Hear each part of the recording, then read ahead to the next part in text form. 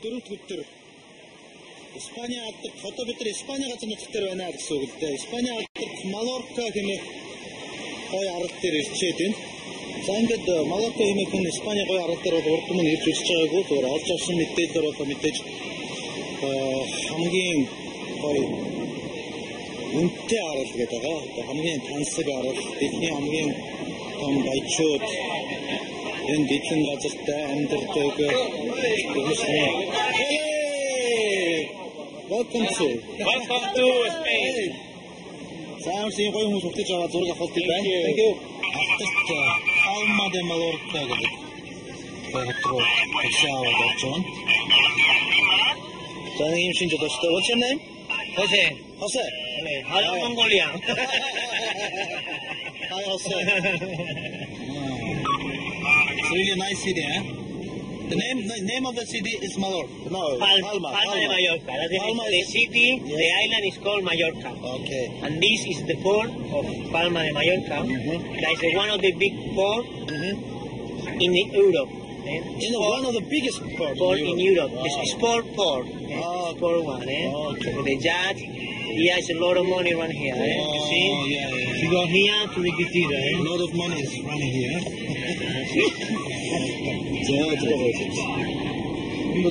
Бидний хамгийн баячуудлын байдаг л гэж байна да. Энэ бид нар ерөнхийдөө бол Испанд ороод ирсэн гэж хэлж байна. Palma de Mallorca гэдэг нь Испани аралтай ордог, Испани дотор хамгийн том аралт нь ордог. Ийм арал байгаа. Одоо яаж авсан мэдээлэлээр бол. За тэгээд биднийг юу үзэхгүй гэдэг бол гараад ирэхээр энэ такси зүрх байдаг юм байна. Тэгээд энэ бас гоё зөвлөөд ийм байдгаа ингээд явъя гэдэг бас татаж болж юм байна. Энэ монголчуудад жим зааж хийж байгаа ухаан дамжтай байгаа юм байна. Тэгээд энд ийм гоё арал байдаг юм. Mas айгүй одоо хүмүүс үздэг гэж caves. What's the name of that cave? Cave Porto Cristo. Porto Cristo. Okay. Porto Cristo гэдэг юм агуу байдаг гэж байна. Тэгээд энэ агуу руу танилцуулан харахад бол одоо хамгийн том агуу да.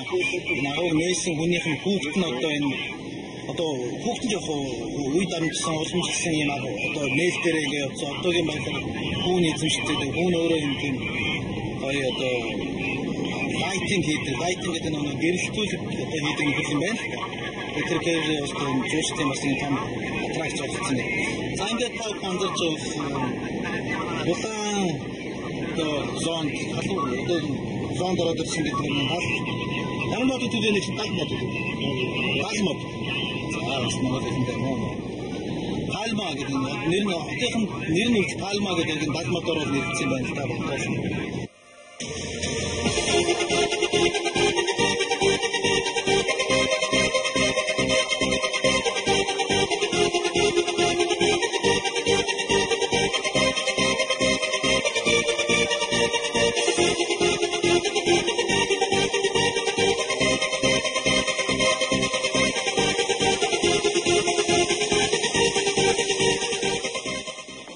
Бид нар энтхийн алдартай агуу руу явж явах замд манай жолооч маань таад юу сурт болон сахин идлээс сонирхгүй гэдэг нэг юм замдаа юм дэлгүүрлөө ороод ирлээ л дээ. Яагаад энэ сонирхгүй гэж хэлж байгаа гэхээр одоо яг Малорка арал бол эдгээр болохоор Мажорка гэдэг юм л та. Хоёр зүйлээр маш их алдартай гэдэг нь өөрөөсөө. Тэр нь болохоор манай энтхийн нөгөө яг сахины энэ боловсруулалтаар бол дэлхийд нэг намж үүснээр үздэг юм байна л та. Ягаад тэгэхээр маш их бухтай. Тэгээ бухын тэр одоо өхрийн арьс ширээр хийсэн бүтээгдэхүүнүүд өөрснөө бол маш одоо дэлхийн өндөр чанартай гэж үздэг юм байна. Тэгээд бас дараагийнхан зүйл нь юугаар алдартай гэхээр сурд одоо энэ далаагаас орсон сурдаараа сурдан бүтээгдэхүүн хийгээд зарах нь эдгээр үед маш алдартай гэж байна. Alcohol drinking? It's like Annie said, with different herbs. It's made by olive? No. Made by this herb. Different, all different herbs. It's like. Okay. Try and you know. Okay, I will try. Try. Нутгийн юу гэж байна одоо? Юу ч юм брендинг юм уугаад үзэхээс. Ямар шиг юм бэ? Үүдэр би намдаг.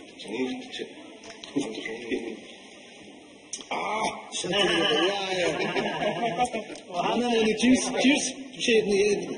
짐스가 юу гэдэг чинь юм байдаг шүү дээ. Ямар юм гэдэг вэ? Уртропин.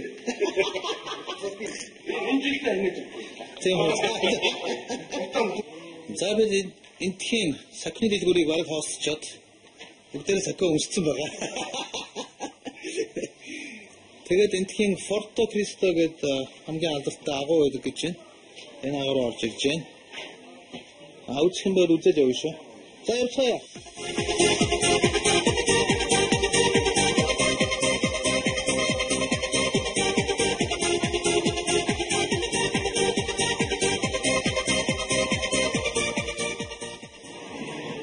The 19th century was a time of important change in the history of mankind. Hundreds of new inventions radically transformed people's daily lives. The valiant Captain Hatteras, the mysterious island.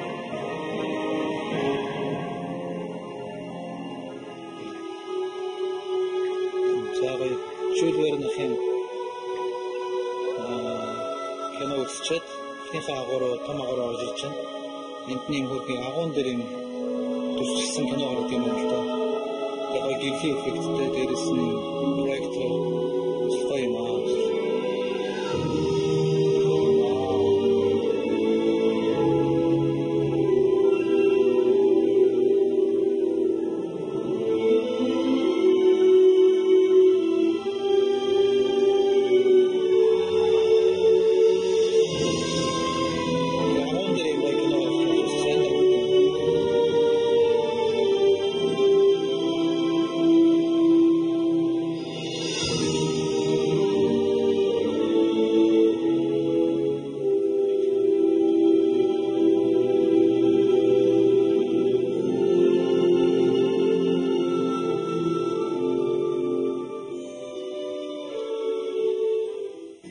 Jules Verne-ийн кино үзчихлээ. Хамгийн том агуулгаас гоё зохиож үзчихлээ. За одоо ингэж жинхэнэ жоох агааруу одоо экскурс хийж явж байна. Тэр гоё юм. Айхтаа юм аа. Монголчуудаа Монголын гоё аралт ихээр бол заавал энэ Порто Кристо гэдэг Goldschnitte auch gezerrt. Zufall. You perform measure wonderful.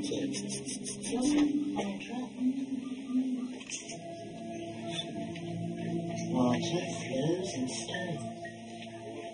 Stone becomes a form. Drop by drop. Усан доошоо хойжоод тэгээд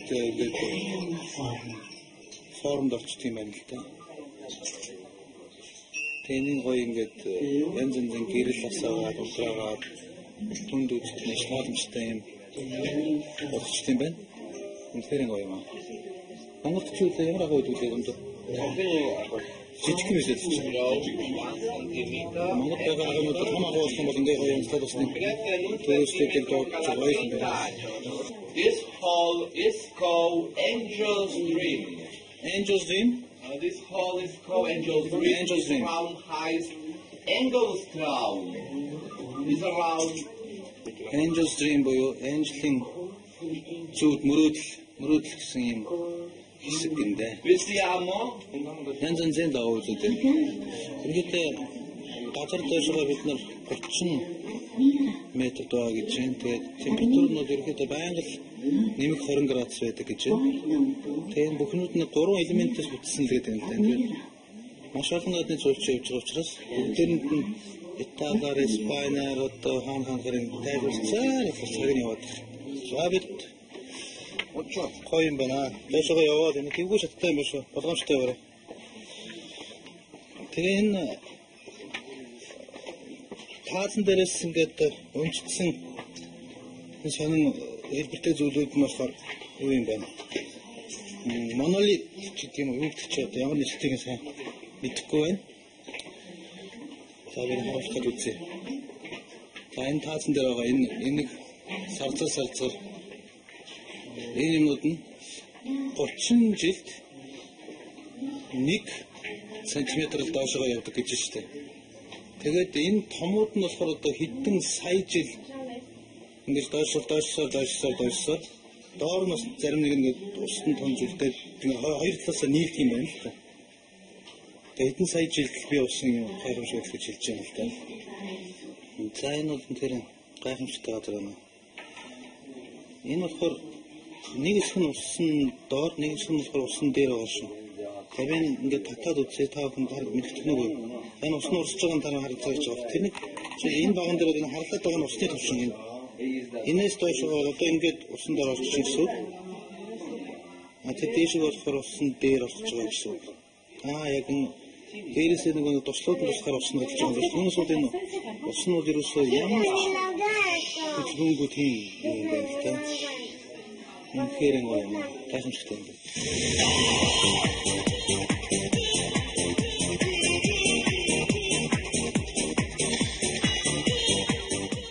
Миний банк надтай хамт байдаг Unitel-ийнхэнтэй маш их баярлалаа гэж хэлмээр байна.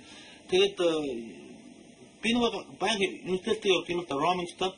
Манай найзууд сая найзуудтай маш хямдхан одоо Wi-Fi байгаа газар шиг ашиглаждаг тийм утастай энэ тэгээд гайхуудад гарсан харамсалтай нөгөөд нь энийхэн ч утас нь энэ тэгээд ажиллахгүй байгаа юм л да. Тэгэхээр Unitel нь үнэхээр юм найдвартай roaming бол үнэхээр хаач утсан одоо жишээлбэл Италид одоо гол нь Vodafone гэдэг юм байна. Германд очихоор шууд T-Mobile болчихжээ. Испанид болохоор Orange болчихжээ. Гэвчлэн хаана очсон тэр операторууд нь шууд ингээд холбогдоод явчихна. Та бүхнийг гадаад явахдаа гар утастайгаа тэр дундаа Unitel-ийн roaming хийж аваарай гэдэг. Банк захихыг хүсэж байна. За яг миний нөгөө түрүү хэлсэн хоорондоо нөгөө ургасан хоорондоо нийлсэн тод жишээ энэ ганц уртай юм л дээ. Үнэхээр ганцаараа ингээд юусоо хуулахгүй явсаар байгаад доороо очиод ингээд нийлсэн гайхамшигтай юм. Усмус нь ямар гоё хонглог баг уурчмаар л харагдаж шүү.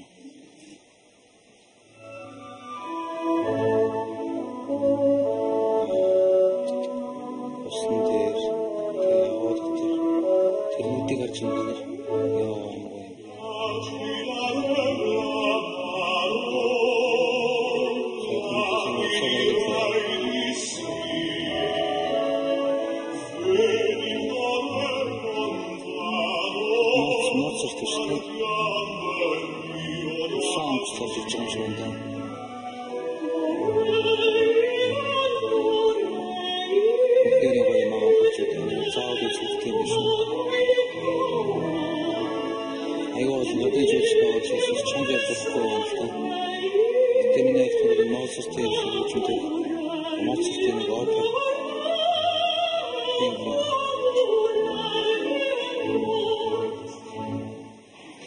За бид нар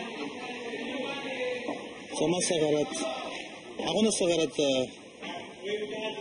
Малоккогийнхаа төв буюу Палма хот руу явж исэн чинь Надалын Надалыг манайхан бүгдээрээ сайн таних үү дээ.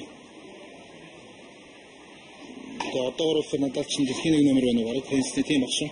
За энд байж дээ. Надалын өөрийнх нь анх ер нь одоо Надал өөрөө энэ төрж өссөн юм байна шүү дээ. Яг энэ Малокко төрсөн юм байна. Палма хотод. Тэгээд энд яг өөрийнх нь анх тоглож исэн Францны корт байдаг гэж байна. За ер нь бол энэ Малокко буюу энэ арал дээр бол дэлхийн маш олон баячууд амьдардаг, маш тааламжтай учраас амьдардаг гэж байна. Жишээлбэл одоо дуртахад Холливуудын алдарт жүжигчин Майкл Дуглас, түүний эхнэр Кэтрин Зета-Джонс гэдэг юм уу тийм ээ. За тэгээд мэдээж Германы нөгөө Формула 1-ийн алдарт нисэгч Майкл Шумахер гэдэг юм уу. Маш олон хүмүүс энд амьдардаг гэж байна. Энэ бол одоо яг жинхэнэ нөгөө шорон корт тийм шорон корт чи хоёр янз байдаг. Нэг нь шороо, нэг нь хиймэл. Тэгээ надад багтаа бол энд төрж өссөн, энд теннис анх сурсан. Тэгээ энэ өнөөдөр бол яг нададын төрж өссөн газар тэрний дундаа теннисийн корт гэдэг алдартай юм байна. Окей. Үнэхээр гоё байна. Одоо яг 11 сарын дунд үе, бараг 12 сар болж байгаа гэхэд нэг 20 градусын дулаан байна. гайхамшигтай юм. Тэгээ бид явжлаа. Монголчуудаа ирэх юм бол Рафаэл Надалын төрж өссөн одоо тэр дунд өөрийнх нь анх тоглож ирсэн юу усаа илүүлчих зүйтэй юм гэж бодож байна. За энэ бид нар цаашаа явж байна. Одоо эндээс хөдлөөд энтхийн нөгөө бухны зодон болдог шүү дээ. Ер нь бол Испаниус юугаар алдартай гэхээр бух зодоноор алдартай. Тийшээ явъя гэж шийдсэн та тийшээ явъя да. За уг нь Малоркад байдаг ганц гоё стадион гэнэ л дээ.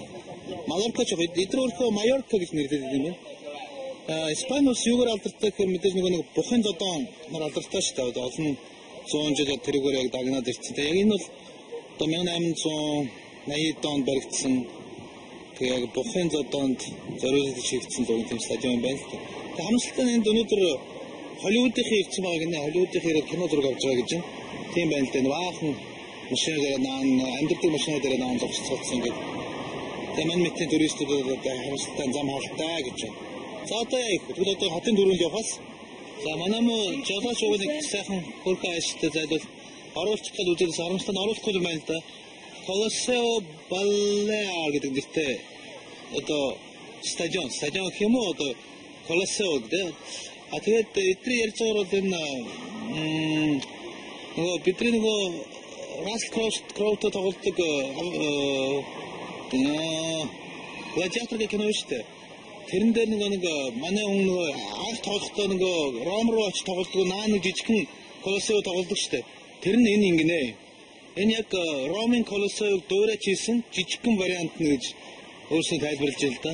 Тэгээд Gladiator кинон дээр бол анх энэ дээр нь ингэж байлгаж энэ дээр одоо амжилтыг олцоо дараа нь Ром руу явдаг байсан тийм түүхтэй гэж хэлж байна. Харамсалтай нь кино зураг авч байгаа учраас бүх хаалтууд нь хаалттай орж чадахгүй юм даа хэдүүлээ. За яг одоо тэгээд явахаас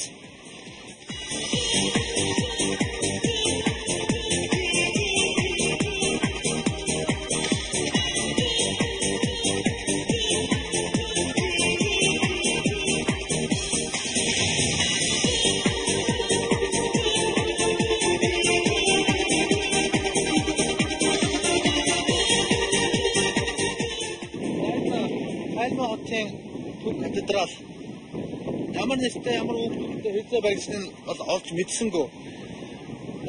Энэ хотод очиод яг зураг авах ч юм уу эсвэл хугацаа маш бага байгаа юм л да. Тэгээд информац авахд бас жоохон төвөгтэй юм. Гэхдээ яг олж мэдсэн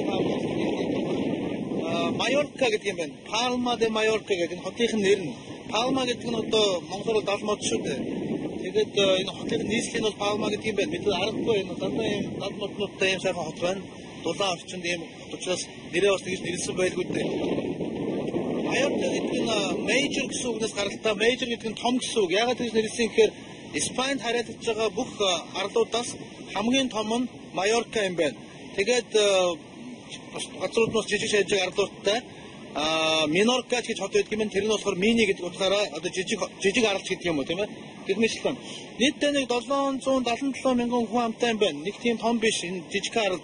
Зүгээр эргээр нь тойроод ингээд яваад дуусахад бол нэг 500 км бол тойрчих юм байна. Бид нар сая тэр маш сайхан одоо агуу үзчихэд ирлээ. Замдаа бас маш дэлхийн олон алдартай хүмүүсийн амьдардаг юм байна. Тэр дундаа Рафаэл Надал гэдэг одоо ганцхан теннисний дэлхийн одоо өнөөдрийн байдлаар ранкаар нэг номерд явж байгаа юм залуу байгаа шүү дээ. Тэрний яг төрж өссөн газар өөрийнх нь анх теннис суралцж ирсэн корт тоглосон газраас нь дайраад гарлаа.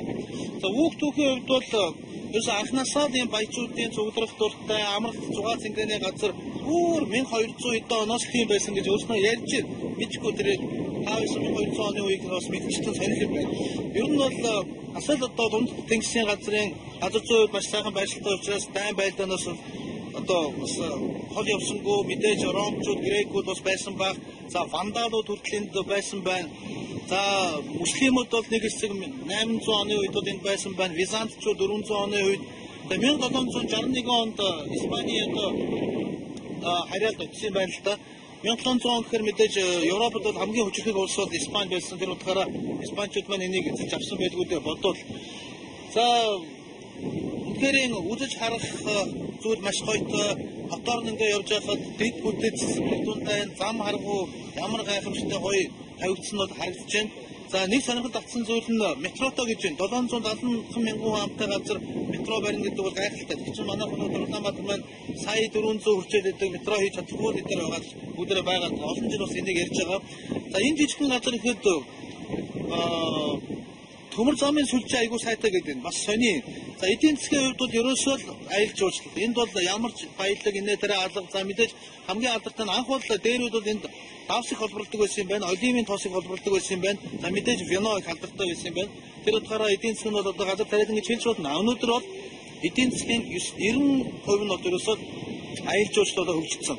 770 мянган хүн амтай газар жилдээ та бүхэн хичнээн жуулчин ирдэг гэж бодож байна. Нийт жилдээ 20 сая жуулчин авдаг. 20 сая. Энэ бол гайхамшигтай тоо.